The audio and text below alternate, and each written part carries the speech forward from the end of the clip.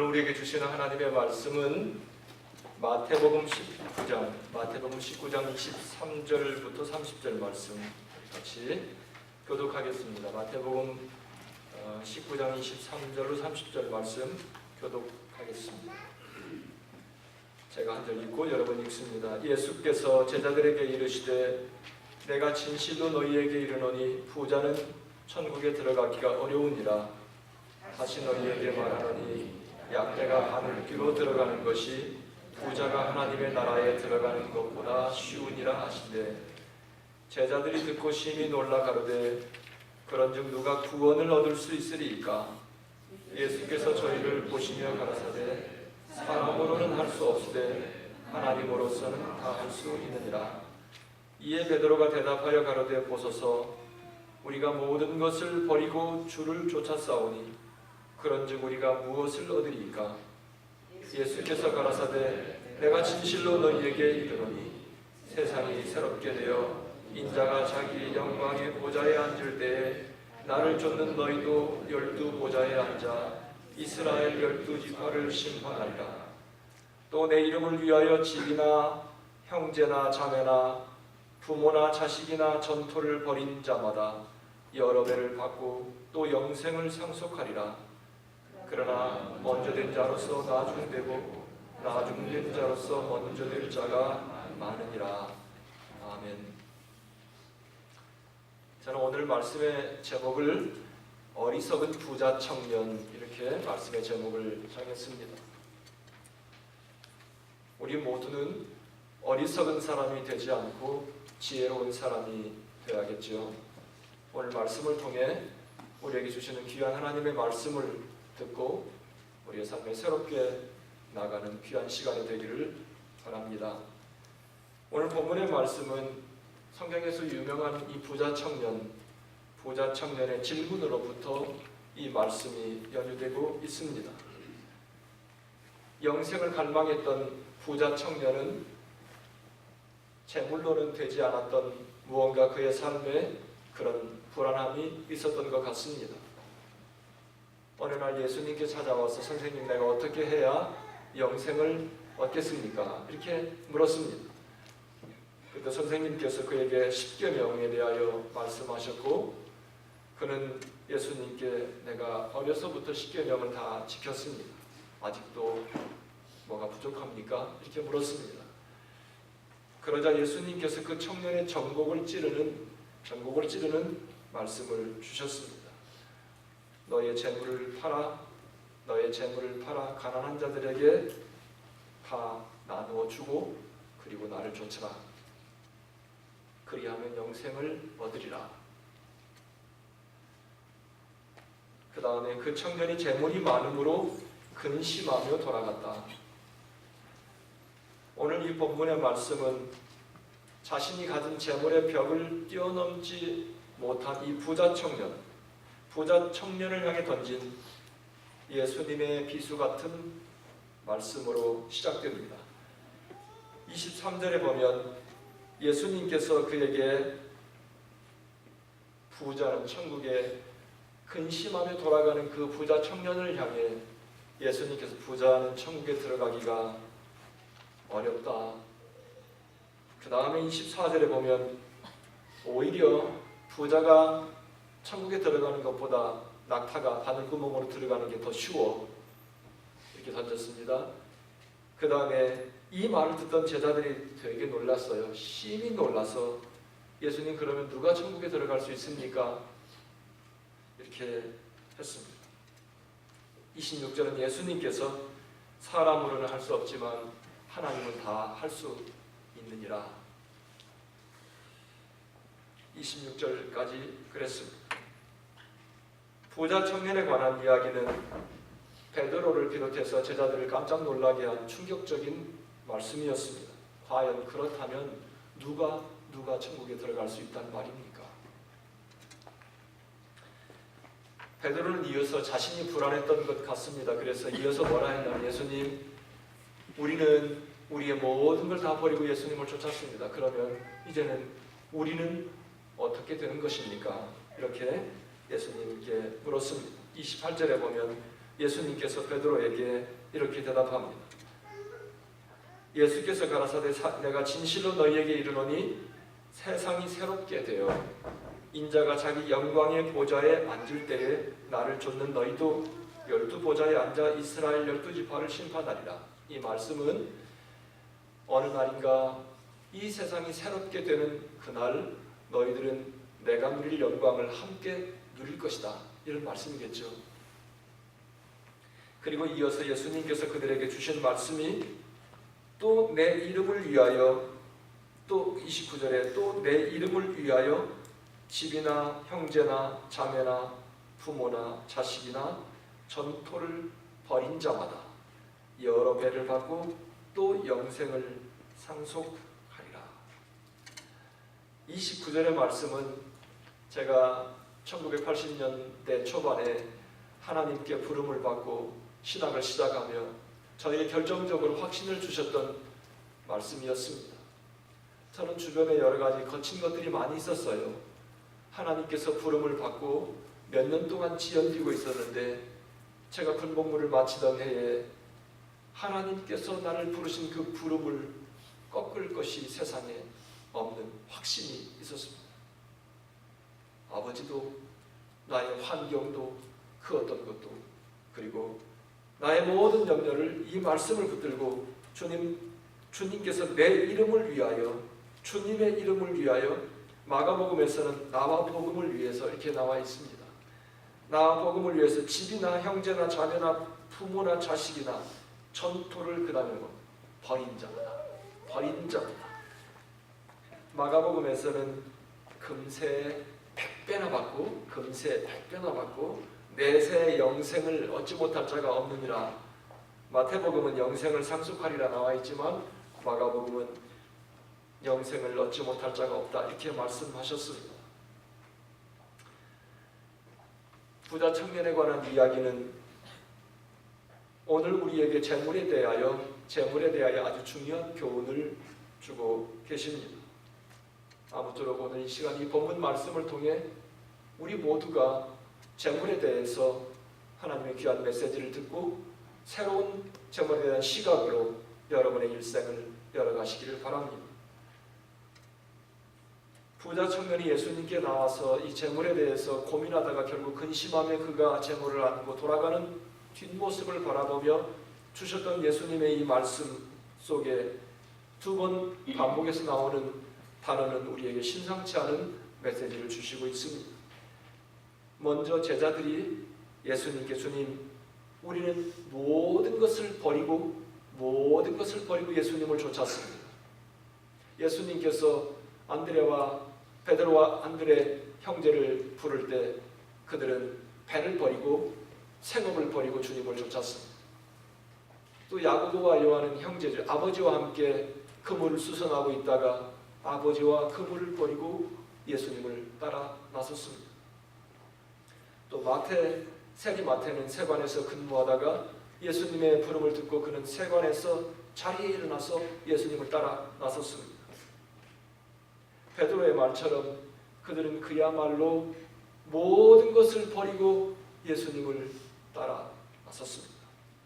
여기서 모든 것을 버렸다는 말을 여러분 놓치지 말아야 합니다. 두 번째로 예수님께서 이어서 29절에 주신 말씀 가운데 제자들에게 누구든지, 우리 한글 성경에는 그냥 내 이름을 위하여 집이나 형제나 자매나 부모나 자식이나 전토를 벌인 자마다, 그렇지만 영어 성경은 everyone, whoever, 누구든지 마가복음에 있는 말씀과 같이 곁들이면 누구든지 나와 복음을 위하여 모든 것을 버린 자마다 이 땅에서 100배나 복을 얻고 그 다음에 영생을 얻지 못할 자가 없다. 그들은 주님을 따라 나서며 모든 것을 다 버렸습니다. 이 말씀은 우리 모두는 이렇게 생각합니다.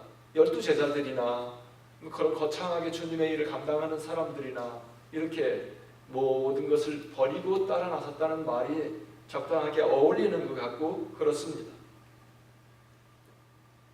오늘 본문의 말씀을 통해서 우리는 그렇지 않다는 사실을 이 본문의 말씀을 중심으로 여러분과 함께 오늘 나누려고 합니다. 특별한 사람만 모든 것을 버리고 주님을 따랐다 이렇게 생각하기 쉬운데 그렇지 않다. 이 부자 청년의 한계는 바로 그 버리는 일을 하지 못했습니다. 예수님의 12 제자들은 모든 것을 버리고 예수님을 따라 나섰습니다. 그리고 예수님께서 또 제자들을 향해서 말씀하기를 누구든지 나와 복음을 위해서 버린 모든 것을 버린 자는 하나님께서 그들에게 축복하시며 영생을 얻지 못할 자가 없을 것이다 이렇게 약속하셨습니다. 부자 청년의 한계는 바로 이 버리는 일을 하지 못했습니다. 부자 청년은 재물을 버리면 그의 인생이 무너질 것만 같았습니다. 바로 재물이 그의 하나님이었기 때문입니다. 하나님을 따라 나서는 사람들의 공통적인 특징을 여러분 한번 본문을 더 이제 말씀을 듣기 전에 생각해 보시기 바랍니다. 성경의 역사 속에 등장하는 특별한 사람뿐만 아니라 하나님을 따라 나서는 하나님의 은총을 입은 사람들의 삶 속에서 공통적으로 나타나는 현상, 그들은 너무나 귀한 것을 만났기 때문에 그 외의 것들이 갑자기 값어치가 없어 보이는 것, 너무나 귀하신 하나님을 만나고 나서 보니까 내가 그동안 애지중지 생각했던 그 모든 것들이 사도 바울의 표현을 빌리자면 배설물처럼 느껴지는 것, 이것이 거룩하신 하나님을 만나고 난 다음에 하나님의 사람들이 느끼는 공통적인 반응 현상이다. 이것이 바로 하나님을 제대로 만난 사람들의 공통적인 특징이라는 것입니다. 주님을 위하여 모든 것을 버릴 준비가 되어 있지 못한 사람, 그는 그 재물 때문에 영생을 누리지 못하고 천국에 들어가지 못했습니다. 죄인이 하나님을 만나고 죄 용서받고 하늘 백성이 되고 하늘을 향하여 문이 열리기 시작하면 그 다음에 그의 삶 속에 일어나는 것이 그 외의 모든 것들을 주님 앞에 내려놓는다. 그렇죠. 내려놓는다. 이것을 오늘 본문에서는 버린다. 이런 단어로 표현했습니다. 다 같은 단어, 같은 맥락의 의미를 가지고 있는 단어입니다. 하나님을 만나고 구원의 감격을 얻은 하나님의 백성들에게서 첫 번째 나타나는 현상이 주님 앞에 내가 그동안 그토록 애지중지 생각했던 것들을 다 내려놓습니다. 이거를 오늘 본문에서는 다 버렸다. 이렇게 표현할 수 있겠습니다. 주님 만나고 우리에게 주어지는 은혜 얼마나 귀한가. 이 세상에서 정말 귀한 것이 무엇인지를 우리는 하나님을 만나고 나서 비로소 깨닫게 되는 것입니다. 주님을 진심으로 만나고 나면 첫 번째 주어지는 은혜가 우리에게 내가 그동안 애지중지한 것을 버릴 수 있는 용기, 이런 것들을 하나님께서 우리에게 주십니다. 하나님을 만나고 나면 정말 세상에서 내 일생 살아가는 동안 가장 중요한 것이 무엇인지를 알게 하는 그런 시각, 그런 영안을 하나님께서 열어주십니다. 무엇이 중요한가를 정확하게 깨뜨려 볼 수 있는 영안을 하나님께서 우리에게 열어주시기 때문입니다. 한결같이 하나님의 자녀들은 하나님을 만나고 나서 그동안 목적 없이 표대 없이 살아갔던 표류하는 인생 같은 내 자신이 이제는 어디서 와서 내가 어디로 가고 있나를 분명하게 발견하고 놀라는 것이 하나님을 처음 만난 사람들의 공통적인 특징입니다. 그리고 그 이후로 그들은 더 이상 썩어 없어질 것에 그의 삶을 집착하지 않는 것이 하나님의 자녀들의 공통적인 특징입니다. 오늘 본문에 등장하는 그 가련한 부자 청년은 바로 이 버릴 준비가 되어 있지 않았다. 우리는 이 본문의 말씀의 주인공은 부자 청년입니다. 말할 것이 부자 청년과 예수님의 제자들입니다. 여러분, 부자 청년에 관한 이야기, 부자에 관한 이야기를 들으면서 여러분 어떤 생각이 들었습니까? 먼 나라 이야기처럼 들리지 않으세요? 여러분 가운데 나는 부자다. 그렇기 때문에 이 말씀은 곧 나를 향해 주시는 말씀이구나. 나는 부자라고 생각하는구나. 한번 손 들어보세요. 일부 예배도 물어보니까 한 사람도 들지 않았어요. 우리 교회는 부자라고 생각하는 사람이 없는 리치맨. 저는 이 말씀은 특별한 소수, 특별 계층, 부자들을 향해서만 주시는 말씀이 아님을 제가 오늘 본문 말씀을 통해 여러분에게 증명할 거예요. 예를 들면 왜 이 말씀을 우리는 모두가 피할 수 없는 하나님의 말씀인고 하니 왠 줄 아세요? 부자라고 하는 개념은 상대적이에요. 여기 있는 만약에 우리 민욱 전도사님이 아프리카 저 가나에 가서 지금 앉아있다고 생각해 보세요. 민욱 전도사님은 뭐예요? 리치맨이에요. 리치맨. 거기 가는 그 사람들이 다 눈을 우러러 감히 바라볼 수 없는 리치맨이에요. 여기 있는 또 우리 성대 집사님, 저기 그 어려운 방글라데시에 가보세요. 성대 집사님은 엄청난 사람입니다. 여러분, 부자라고 하는 것은 어느 공간에 내가 있느냐에 따라서 상대적으로, 이를테면 뭐 강남의 어느 지역에서 불이웃 돕기를 하는데 거기에서는 포니 자동차를 타고 다니는 사람, 이 불이웃기의 돕기의 대상이다. 이 빈곤이라고 하는 것은 항상 상대적이기 때문에 우리는 절대적으로 어느 만큼을 가지고 있어야 도대체 성경에서 말하는 부자인가? 애매한 거예요. 그렇기 때문에 오늘 이 말씀을 우리는 아무도 피할 수 없습니다. 나는 당신이 지금 얼마를 가지고 있든, 당신이 지금 어디에 살고 있든, 오늘 성경을 통해 주시는 다음 세 가지 하나님의 메시지를 피할 수 없다는 사실을 저는 여러분에게 말씀드리고 싶습니다. 내가 아무리 십계명을 완벽하게 지켰고, 아니면 내가 주일마다 교회에 와서 신실하게 봉사를 하고 완벽하게 신앙생활을 하는 것 같아도 부자 청년을 향해 던졌던 예수님의 이 비수 같은 말씀을 피할 수 없다.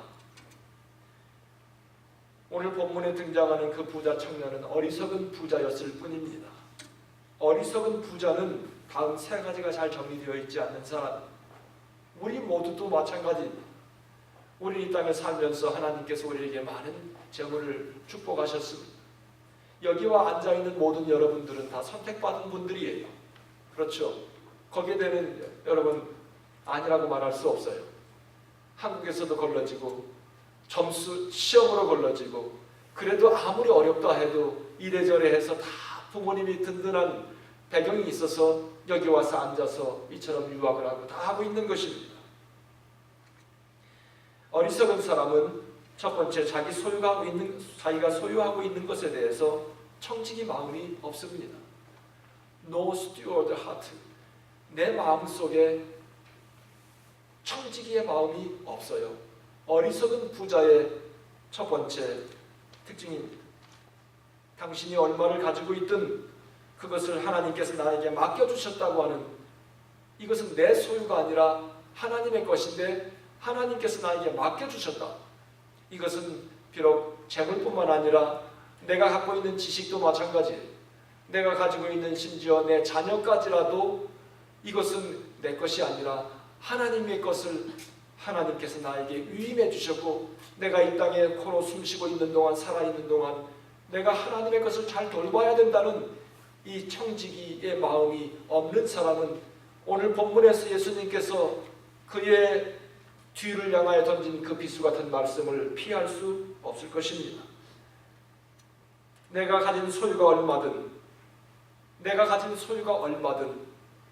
그가 어디에 있든 본문에서 던지시는 예수님의 그 말씀을 우리는 피할 수 없습니다. 자신이 소유하고 있는 것에 대해서 청지기 마음이 없는 사람, 하나님께서 나에게 맡겨주신 것이다. 이건 내 것이 아니다. 주인은 내가 아니라 하나님이다. 내 가정, 내 집, 내 자녀, 내 아내, 내 남편, 내 부모, 내 가진 재물, 내 가진 지식, 내 가진 모든 성공, 이 모든 주님 내가 아니라 이 모든 주인은 주님입니다. 이 청지기의 마음이 없으면 오늘 이 본문에서 예수님이 던진 그 비수 같은 그 말씀을 피할 수 없을 것입니다. 청지기는 주인의 것을 맡아서 관리하는 사람일 뿐입니다. 주인이 내놓으라면 언제든지 내놔야 돼요. 그의 마음속에 조금도 거리낌이 있을 수 없어요. 왜냐하면 그게 자기 것이 아니기 때문에. 이 땅에 살고 있는 모든 사람들은 내가 갖고 있는 모든 것이 하나님께서 나에게 맡긴 것이라는 청지기 이 사고가 되어 있지 않으면, 청지기 마인드세트, 이 마인드세트, 마음이 되어 있지 않으면 그는 어리석은 부자에 지나지 않을 것입니다. 욥의 마음이 바로 이런 마음이었습니다. 욥기 1장 21절에 보면 하나님께서 욥에게 주셨던, 축복해 주셨던 모든 것들을 다 취했을 때 욥은 욥기 1장 21절에 같이 읽습니다. 시작. 주신 자도 여호와시요 취하신 자도 여호와시니 여호와의 이름이 찬송을 받으실지니이다. 욥이 처참하게 그의 삶이 한순간에 무너졌을 때에 그는 이런 주신 자도 여호와시요 취하신 자도 여호와시니 하나님의 이름이 찬송을 받으실지니이다. 제가 이번 주에 저 오렌지 카운티, 캘리포니아 오렌지 카운티에 있는 레인포리스트에 있는 세들백 교회 유명하죠. 릭 워런 목사님 K 사모님의 아들이 작년 11월에 수어사이드로 갑자기 세상을 떠났습니다. 사모님께서 쓴 글을 릭 워런 목사님께서 페이스북에 올려놓은 것을 읽었는데 한 부분이 너무 인상 깊었어요.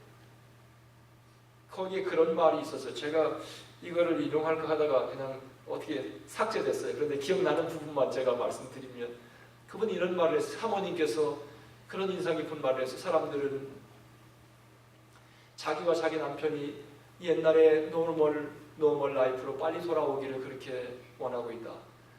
그리고 그들은 은밀하게 자기 부부가 옛날에 K로 돌아오기를 원하고 있다.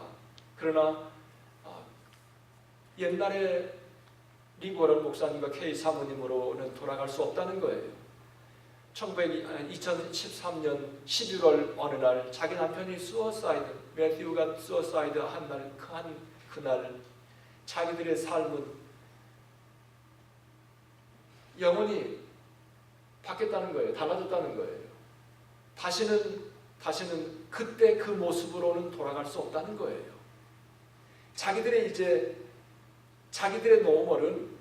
노멀 릭 워런 K 워런은 그 이후에 새로운 릭 워런, 새로운 K 워런으로 바뀌었다. 물질을 보면 쌓아두려는 욕구가 자꾸 생겨요. 쌓아두려는 욕구. 어리석은 부자는 물질을 보면 어떻게 한다고요? 자꾸 쌓아두고 싶은 마음이 생겨요. 쌓아두고 싶은 마음.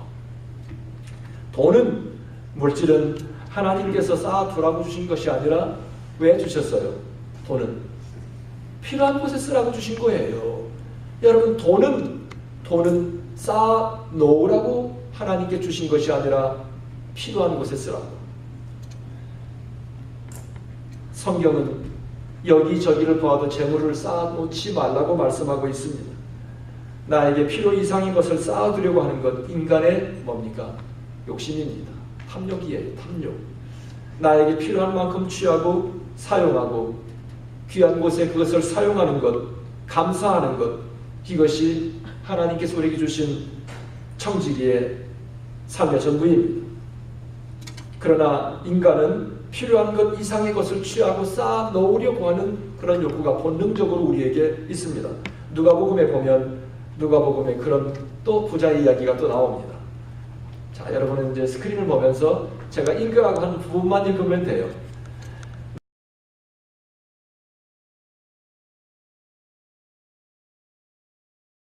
탐심에 대하여 욕심, 탐심을 물리치라.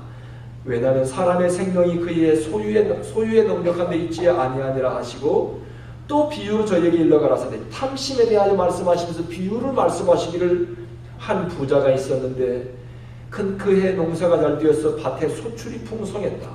17절에 그의 마음속 심중에 생각하여 가로되 내가 곡식, 그 다음에 시작, 쌓아둘 곳이 없으니 어찌알고, 또 가로되 내가 이렇게 하리라. 내 곡간을 헐고 더 크게 짓고 내 모든 곡식과 내 물건을 그 다음에 거기 쌓아두리라. 또 내가 내 영혼에게 이르되 영혼아 내 여러 해 쓸 물건을 그 다음에 많이 쌓아두었으니 평안히 쉬고 먹고 마시고 즐거워하자 하리라. 네. 하나님은 그 다음에 읽으세요. 이르시되 어리석은 자여. 이게 쌓아놓는 사람 어리석다고 하는 거야. 어리석은 자여, 오늘 밤에 내 영혼을 도로 찾으리니 그러면 내 예비한 것이 네 것이 되겠느냐 하셨으니.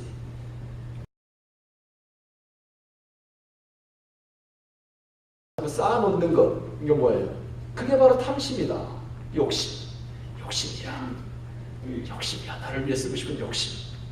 야고보서 5장 1절 3절에 보면 들으라 부한 자들아, 돈 많은 자들아, 너희에게 임할 고생을 인하여 울고 통곡하라. 그 다음에 3절 그 부분에 같이 읽어요. 시작.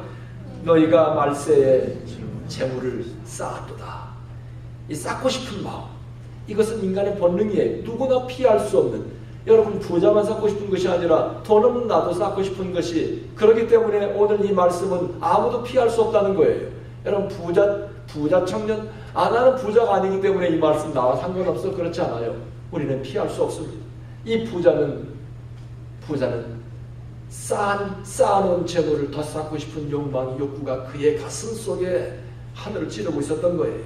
쌓아두려고만 하는 사람, 성경은 어리석은 사람이다. 자, 두 번째는 어리석은 사람은 자꾸 쌓아놓는 것만 생각한다.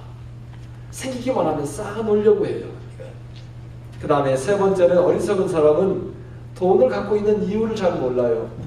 왜 하나님께서 그에게 돈을 주셨는지, 왜 하나님께서 그에게 그 돈을 맡겨주셨는지 그 이유를 잘 모르면 뭐예요? 어리석은 사람이 되는 거예요. 여러분도 마찬가지. 그 액수가 500불이 됐든 1000불이 됐든 10,000불이 됐든 100,000불이 됐든 1,000,000불이 됐든 하나님께서 이 돈을 나에게 맡겨주신 이유를 잘 모르면 이게 바로 어리석은 사람이에요.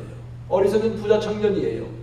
어리석은 부자 청년처럼 그는 그 지식, 그 재물, 그 가진 모든 것들을 가지고 근심하며 생을 살다 끝났을 거예요. 부자는 상대적이다. 돈을 갖고 있는 이유를 잘 모른다. 재물은 쌓아 놓으라고 주신 것이 아니라 필요한 곳에 쓰라고 주신 것.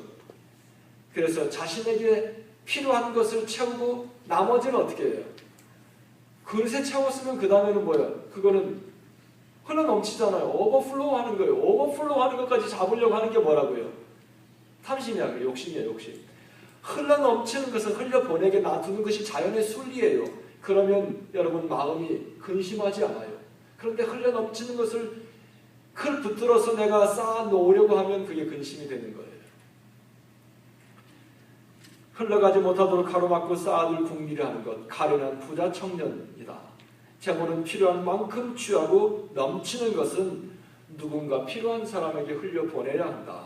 그러니까 이것은 부자뿐만 아니라 얼마를 가지고 있든지 하나님께서 우리에게 재물을 주신 이유는 너 쓸 만큼 쓰고 흘러넘치는 거, 이렇게 오버플로 하는 거는 그거 네 주변에 다른데 모르는 데 쓰라고 안 해요. 네 주변에 써야 될 것들이 있어요. 그런 것을 보고도 모르는 체 하지 말라는 거예요. 그런 곳에 흘려보내야 할 곳이다. 야고보서에 보면 이런 말씀이 있습니다. 야고보서 2장 15절로 17절의 말씀 보면 만일 형제나 자매가 헐벗고 일용할 양식이 없는데, 그 다음에 읽어요. 시작. 너희 중에 누구든지 그에게 이르되 평안히 가라, 더웁게 하라, 배부르게 하라 하며 그 몸에 쓸 것을 주지 아니하면 무슨 이익이 있으리요? 이와 같이 행함이 없는 믿음은 그 자체가 죽은 것이라. 배고프고 헐벗는 형제가 옆에 있는데 가서 맛있는 거 먹지 그래. 뭐 왜 자꾸 여기서 배부르게 하라, 평안히 하라, 몸에 쓸 것을 주지도 않으면서 말만 그렇게 하면 무슨 이익이 있느냐. 나는 이런 말씀들을 보면서요, 야, 돈 쓰는 거 보면 이 사람 구원받았는지 알 수 있구나. 이 돈을 붙들고 돈 써야 될 곳에 내가 없으면 상관없어. 그런데 돈이 써야 될 곳에 하나님께서 보여주셨어요. 보여주셨는데 마음이 근심이 되기 시작하면 이건 뭐예요? 이거 아직도 이게 어리석은 부자 청년이라, 이거 아직도 구원받지 영생을 받지 못했으니까 구원받지 못한 거예요. 제가 이제 끝부분에 여러분에게 이 부분을 말씀드릴 거예요. 우리가 구원받았을 때 우리는 우리 소유권뿐만 아니라 주님, 내 목숨까지도 주님의 것입니다. 왜냐하면 우리는 죄값으로 죽어 마땅한 죄인들이었어요. 성경의 말씀대로라면 죄의 삭은 사망이다. 모든 사람이 죄를 범하였으니 로마서 3장 23절에 그리고 6장 23절은 죄의 삭은 사망이라. 그러면 우리는 하나님의 말씀대로라면 완벽한 사람 하나도 없기 때문에 다 적사서로 죽어야 마땅해요. 그런데 예수님께서 내가 죽어야 될 자리에 예수님께서 대신 본인이 죽고 단번에 영원한 속죄를 이루사 우리로 하여금 예수님 목숨값으로 살아났어요. 그렇기 때문에 우리는 죽어 마땅한 이 목숨이 예수님의 십자가 공로로 살아났어요. 그렇기 때문에 내 목숨의 주인은 하나님이에요. 주님, 내 가진 것뿐만 아니라 내 목숨까지도 다 주님의 것입니다. 하나님의 은혜로 구원받은 사람의 첫 번째 나타나는 현상이 주님, 내 모든 시간, 내 물질, 내 목숨까지도 하나님의 것이니 마음대로 주님 마음대로 쓰십시오. 이것이 주님을 진심으로 만난 사람의 자연스러운 현상이에요. 여러분이 만약에 예수님을 만났다고 고백하고 신앙 고백했는데도 내 마음속에 그런 마음의 감동이 없다면 예수님을 진심으로 못 만난 거예요. 예수님을 진심으로 만나고 그 감격이 여러분의 구원받은 하나님의 새 생명을 누린 하나님의 백성으로서의 감격이 있다면 그런 감격이 여러분의 마음속에 반드시 있어요. 이것이 하나님을 만난 사람들의 공통적인 현상이에요. 이게 없다면 여러분 가슴을 치면서 내일부터 새벽 기도를 좀 나오세요. 그래서 이 문제가 해결될 때까지, 이 감격이 회복될 때까지 금식을 하든지 새벽 기도를 하든지 작전 기도를 해서 주님, 예수 믿고 하나님의 구원의 감격이 있는 사람들에게는 세상이 빼앗을 수 없는 이 구원의 감격이 있고 주님, 내 목숨까지도 주님의 것입니다. 나의 일생 주님의 것입니다. 이런 감격이 있다는데 그게 없습니다. 기도해야 돼요. 삭개오를 보십시오. 삭개오는 좋은 예예요. 예수님 만나기 전에 삭개오는 오늘 본문에 나타난 꼭 부자 청년 같은 사람이었어요. 그는 돈이 되는 일이라면 화렵지 냉정했던 사람이에요. 민족이고 한번 비열하면 끝이야. 일생 행복해. 그리고 살았던 사람이 삭개오였습니다. 그래서 그는 많은 돈을 모았던 사람이에요. 그가 살던 그는 그날 세관에서 일했겠죠. 세리 삭개오였으니까. 그가 살던 여리고에 예수님께서 오신다는 말을 듣고 많은 사람들이 예수님을 보러 나왔습니다. 삭개오는 키가 작아서 예수님 볼 수 없으니까 뽕나무 위에 올라간다고 기록되어 있습니다.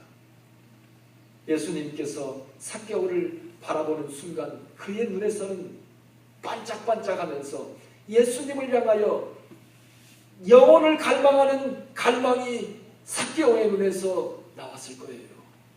예수님은 그의 눈을 쳐다보는 순간에 그걸 발견하고 삭개오야 내려와라. 오늘 밤 내가 네 집에 가서 유하리라. 삭개오와 함께 손을 잡고 들어가는지 모르겠지만 삭개오와 함께 삭개오의 집에 들어가는 것을 보고 사람들이 뒤에서 수군거렸어요. 죄인의 집에 들어가는 예수, 저 예수.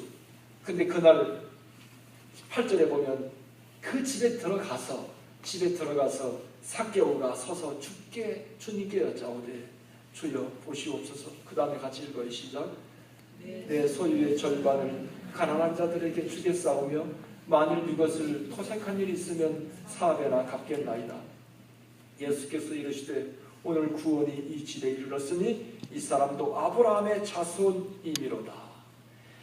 삭개오가 예수님을 만나서 그 앞에 서는 순간 집에 들어가서 프라이빗리 아무도 없어. 주님과 단둘이 서서 주님, 내 소유의 절반까지라도 가난한 자들을 위해서 내놓겠습니다. 삭개오가 모은 돈은 우리처럼 이렇게 땀 흘려서 번 돈이 아니라 등치고 속이고 이용하고 파렴치하고 냉정하고 온갖 조롱과 욕을 다 얻어먹으면서 모았던 이 돈, 내 반이라도 누구를 위해서, 필요한 사람을 위해서 내놓겠습니다. 이것이 뭡니까? 구원. 그 다음에 또 나오는 말이 내가 속에서 빼앗는 데서 또 사배라도 갖겠다고 이렇게 말하고, 예수님께서 오늘 삭개오에게 구원이 임했다고 말씀하잖아요. 여러분, 진심으로 만물의 주인 되신 하나님을 만나고 나면 사람의 영안이 열려서 이 만물의 주인이 누군지를 알아볼 수 있고, 세상의 모든 섭리를 알아볼 수 있고, 내가 어디서 와서 어디를 가고 있나를 알아볼 수 있기 때문에 그는 이와 같이 변하는 것입니다. 사도행전 2장에 보면 구원의 복음, 회개의 복음이 초대교회를 강타했을 때 첫 번째 나타났던 현상이 뭡니까? 재물에 대하여 이들이 집착하지 않았어요. 그 사도행전 2장에 보면 초대교회 그 구원의 복음이 강타했을 때 온 성도들이 자기 소유에 대해서 욕심이 없어져 버렸어요. 그거 다 내놨어요. 그래서 서로 나눠 쓰고 나눠주니까 갑자기 거기가 부족한 사람이 한 사람도 없었다. 저는 이 말씀을 보면서 사람이 구원의 감격이 있고 하나님의 은혜의 복음이 들어가면 제일 먼저 뭐가 열린다? 지갑이 열리는구나. 지갑이 열리는구나. 그래서 은혜 받지 못하면 구원의 감격이 있으면 제일 먼저, 나도 모르겠어요. 성경에 보면 은혜 받은 사람들, 예수 만나고 구원의 감격이 있고 하나님 만난 사람들이 제일 먼저 왜 지갑을 여는지 모르겠어요. 성경에서 그랬어요. 삭개오도 그랬고, 사람들은 우리도 그렇지 않습니까? 저는 목회하면서 참 희한한 걸 발견했어요. 선배님들께서 하시는 말씀이 맞구나. 교회에서 보면 여러분, 교회도 사람을 모여있는 공동체지 않습니까? 다 교회에서 헌금하잖아. 헌금하면 우리 생각은 누가 헌금 많이 할 것이라 생각하지요. 우리의 생각은 헌금 많이 할 것이라고 생각하는 분들 헌금 안 해요. 그리고 우리 생각에는 전혀 헌금할 것 같지 않은 분들이 헌금을 많이 한다는 이 놀라운 사실을, 참 이 기묘한 사실을 제가 발견했어요. 선배들이 말하는 걸 제가 목회하면서 16년 동안 목회하면서 그런 분들 보면 남들이 드는 유명한 가방 한결같이 안 들었어요. 남들이 300불, 400불, 500불 하는 가방 헌금 많이 하시는 분들 안 들더라고. 또 헌금 많이 하시는 분들 보면은 한결같이 옷 차림새가 보면 유명 브랜드를 안 입더라고. 이게 내가 목회하면서 16년 목회하면서 관찰한 사실이에요. 왜 그럴까? 그 사람들은 그런 거 살 돈 안 쓰고 헌금하는 거야. 결국은 그런 거예요. 돈이 넘쳐 흘러서 헌금하는 게 아니라, 나는 우리 교회 대부분 대학원생들이 다 헌금하고, 물론 1인자도 있지만 대학원생들의 학교에서 받는 어시스턴십 뻔하잖아요. 1,000불에서 1,500불 사이, 많이 받아야 1,200~300불, 400불, 500불, 1,100불 받으면 우리 학생이 거기서 11조를 뗍니다. 우리 교회의 재정은 그래서 모아진 재정이에요. 얼마나 귀한 헌금이에요. 여러분, 한국에서 도움을 받는 물론 학생들도 있지만 그 돈을 쪼개서 한 달을 버텨야 되는 이 정말 살떨리는 이 한 달 한 달을 살아가는데, 그들은 그 돈을 하나님 앞에 기도하면서 자기가 써야 될 것, 어떤 형제는 인슈런스를 또 아끼려고 인슈런스를 안 들고 또 내가 집에서 우리 아내한테요, 여보, 우리가 그런 형제들의 헌금을 가지고 우리 교회를 운영하고 우리가 생활비를 받고 인슈런스를 들어야 되는데 인슈런스를 안 아끼려고 어떻게 하다가 인슈런스가 없다는 거예요. 우리 교회는 그런 점에서 헌금 지출 페니 하나라도 기도하고 지출해야 합니다. 저는 우리 집에서, 우리 아내도 여기 있어요. 우리 집에서, 물론 우리 교회에서 저를 홀리 서포트하지는 않지만 우리 성도들의 정말로 그런 헌금을 모아서 나의 생활을 서포트하기 때문에 우리는 페니 하나 지출하는 것도 기도하고 지혜롭게 지출해야 된다. 그렇기 때문에 제가 여러분 더 이상 그 말을 하도 많이 했기 때문에 그만할래요. 그 말을 안 할래요. 하여튼 지혜롭게 써야 된다. 지혜롭게. 우리는 오늘 주님께서 이 부자 청년에게 던지셨던 이 준엄한 비수 같은 말씀을 아무도 피할 수 없음을 오늘 이 시간 생각하고 돌아가서 세 가지를 모두 기억합시다. 제물의 첫 번째 뭐라고요? 우리 모두는 다 청직이다. 하나님께서 부르시는 날 아무것도 가지고 가지 못해. 두 번째는 제물을 주신 건 쌓으라고 주신 것이 아니라 필요한 곳 쓰라고 준 거니 우리는 넘쳐 흐르는 거, 오버플로와 아웃플로어는 뭐예요? 흘려보내게 놔두는 거다. 그걸 붙들려고 하는 게 뭐다? 욕심이다. 탐심이다. 세 번째는 어리석은 부자는 하나님께서 그에게 맡겨주신 이유를 잘 모르는 거예요. 어디다 써야 될지를 모르는 사람이 어리석은 이 말씀을 아무도 피할 수 없을지니라. 할렐루야.